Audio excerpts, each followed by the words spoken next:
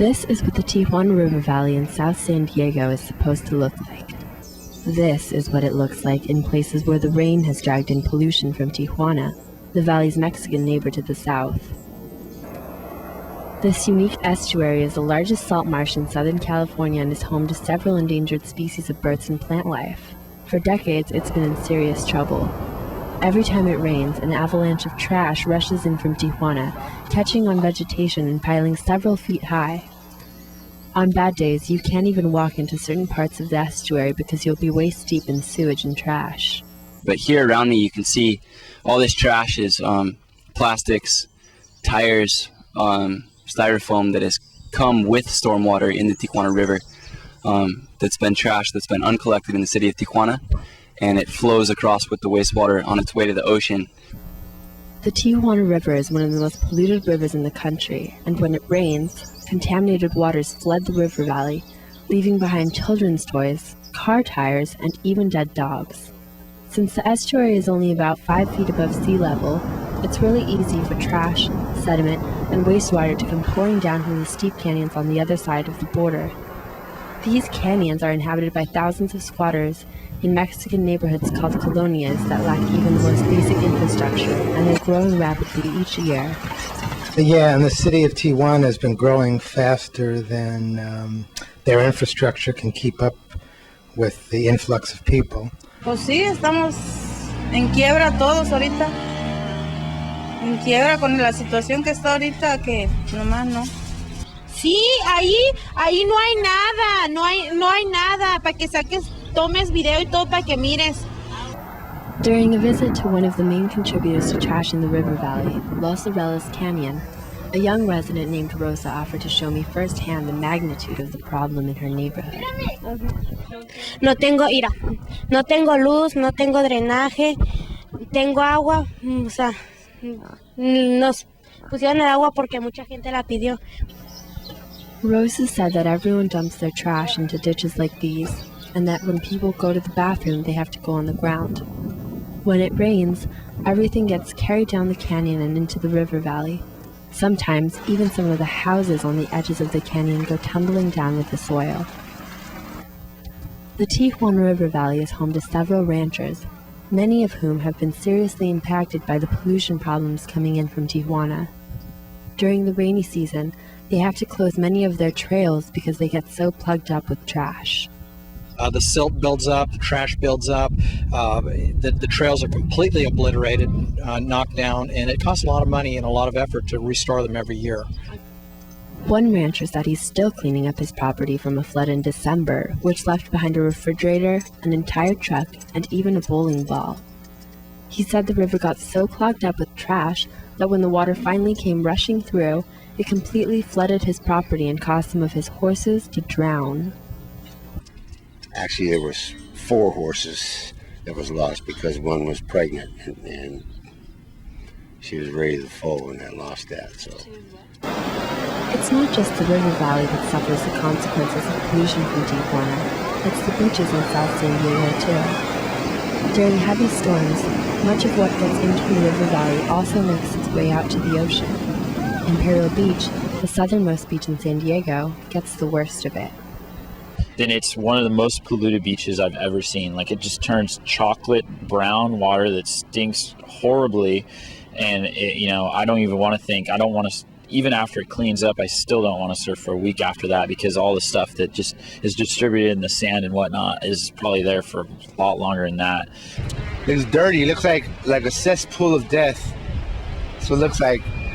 And within the last couple of years, they've been really concerned about the mercury in the fish, telling us we can't eat as much as we used to, maybe once a month, twice a month, and from there they're saying any more than that, there might be a health risk involved. But the beaches don't just suffer during the winter when it's rainy. Researchers at the Scripps Institution of Oceanography have showed that during the summer, water flows from south to north along the coast, bringing with it millions of gallons of untreated sewage that Tijuana discharges daily into its oceans.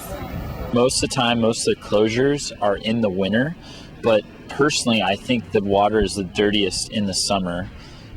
Lately, health officials and environmentalists have teamed up to provide free hepatitis A vaccines to uninsured surfers in the area because of the amount of beachgoers who have been reporting getting sick from the water. I get shots, but I still get rashes. I break out with rashes. 80% of the people I talk to get ear, nose, and throat infections when the water's dirty. Myself, that's never happened to me. I usually get some digestive problems and kind of like a cirrhosis type of rash, and I use cream on it to make it go away. Some surfers say they can't resist going into the water, even when it's dirty, because Imperial Beach has such good waves. So I definitely would say in San Diego, it's definitely one of the best beach breaks easily in San Diego, if not in Southern California. Residents in Imperial Beach said they have gotten so used to the trash that it doesn't even bother them anymore. I was just dirty. It's just Imperial Beach. It's supposed to be dirty, right? I don't know. That's one of the biggest problems I have personally is that you ask little kids, that come out of the water that surf here regularly, why are they sick all the time, with skin rashes or ear infections? And they say it's because I surf. And you have to say, no, it's not because you surf, it's because the water's polluted. Like their whole idea of what's natural is completely upside down. Yeah. And that, their whole life the beach has been polluted. And so it's kind of natural for them. The pollution from Tijuana has also been affecting businesses in Imperial Beach. Jay Novak owns a surfboard design shop there, and he says that since less people are going into the water, less people are coming to him for surfboards. The first thing you have to consider is that when the beaches are closed, tourists are not going to want to come here, and if they do come here and notice that there are signs warning them not to go in the water, they're not going to come back. So obviously, yes, it has helped. It has hurt the tourist business. But for the first time, big steps are being made to address these problems. Although the environmentalist organization Wild Coast has long been organizing cleanups in the river valley after big rain events, no long-term solutions have come about until now. This is our first real sign of getting something done on a permanent basis. Only a couple of months ago, a new sewage treatment plant called Monte de los Olivos went online in Tijuana to try to deal with the city's pollution problems, and another one called La Morita should be operating within the next few months. For a while, all of the sewage in the city was being diverted either to a sewage treatment plant on our side of the border or to their single treatment plant called Punta Bandera. Because of limited capacity, millions of gallons of untreated sewage were still going into the ocean each day about 6 miles south of the border. I believe personally that the pollution coming across in the Tijuana River is the worst water quality problem in the United States, and it needs as much attention as possible because it is such a severe problem. And it affects our health, our business, our recreation. For about a decade, the binational treatment plant on our side of the border that collected half of the sewage from Tijuana has been discharging off of Imperial Beach in violation of the Clean Water Act. But this year, construction finally began to upgrade the plant to secondary standards by 2011. One of the main obstacles in solving this issue has been the fact that the Tijuana River Valley is made up of a checkerboard of stakeholders, with everyone blaming someone else for the problem. If there's not binational cooperation on this issue, and cooperation between communities and their elected officials and their government agencies, then we're not going to be able to solve this problem. For the first time, everyone seems to be coming to the table to do their part. Recently, more than 20 local, state, and federal agencies joined together to form the Tijuana River Valley Recovery Team, which will work together to capture trash before it reaches the valley or the ocean, and then restore and maintain the estuary. So finally now we have everyone at the table. We have all the agencies, the community groups, to really get together and say, how can we together solve this problem? So there is a lot of hope out there.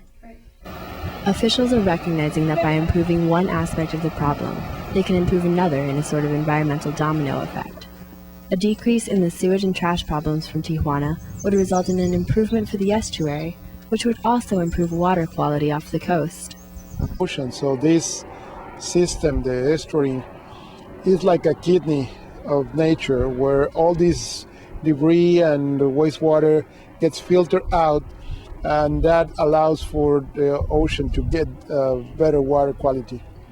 So there is a lot of progress being made, whereas a couple of years ago you would look at it and say, why isn't someone doing anything? Now it appears somebody is doing something.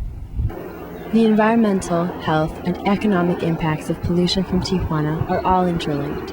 And finally, they are being recognized as issues that everyone must address together to protect the estuary, the beaches, the businesses, and the health of residents in southern San Diego. This is Jean Guerrero reporting.